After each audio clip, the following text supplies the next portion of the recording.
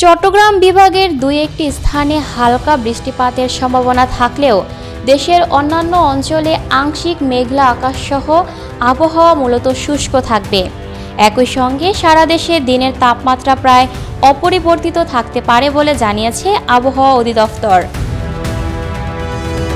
মঙ্গলবার 14 অক্টোবর সকাল 8টা থেকে পরবর্তী 24 ঘন্টার আবহাওয়ার পূর্বাভাসে এ তথ্য জানানো হয়েছে।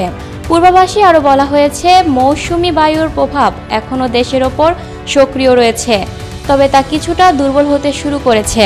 পূর্বাভাসে বলা হয়েছে, মৌসুমের স্বাভাবিক লঘুচাপটি বর্তমানে দক্ষিণ বঙ্গোপসাগরে অবস্থান করছে, যার বর্ধিতাংশ উত্তর বঙ্গোপসাগর পর্যন্ত বিস্তৃত। এছাড়া দক্ষিণ পশ্চিম মৌসুমি বায়ু এরই মধ্যে রাজশাহী, রংপুর, ঢাকা, ময়মনসিংহ ও খুলনা বিভাগ থেকে বিদায় নিয়েছে।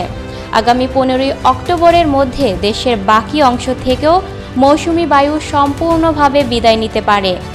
ঢাকা ও পার্শ্ববর্তী এলাকায় দুপুর 1টা পর্যন্ত দেওয়া পূর্বাভাসে বলা হয়েছে, আকাশ আংশিক মেঘলা থাকতে পারে এবং আবহাওয়া শুষ্ক থাকবে। দিনের তাপমাত্রাও প্রায় একই রকম থাকবে বলে জানিয়েছে আবহাওয়া অধিদপ্তর। আগামী বুধবারের 15 অক্টোবর পূর্বাভাসে বলা হয়েছে, চট্টগ্রাম ও সিলেট বিভাগের 2-1 জায়গায় হালকা বৃষ্টি হতে পারে। এছাড়া দেশের অন্যত্র আংশিক মেঘলা আকাশসহ আবহাওয়া প্রধানত শুষ্ক থাকতে পারে। সারা দেশে দিন ও রাতের তাপমাত্রা প্রায় অপরিবর্তিত থাকতে পারে।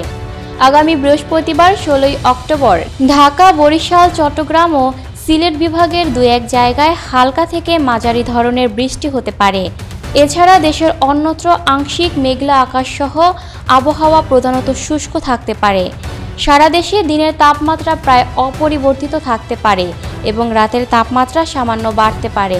আবহাওয়া অফিস আরও জানায়, আগামী শুক্রবার 17 অক্টোবর ঢাকা, খুলনা, বরিশাল, চট্টগ্রাম এবং সিলেট বিভাগের 2-1 জায়গায় হালকা থেকে মাঝারি ধরনের বৃষ্টি হতে পারে।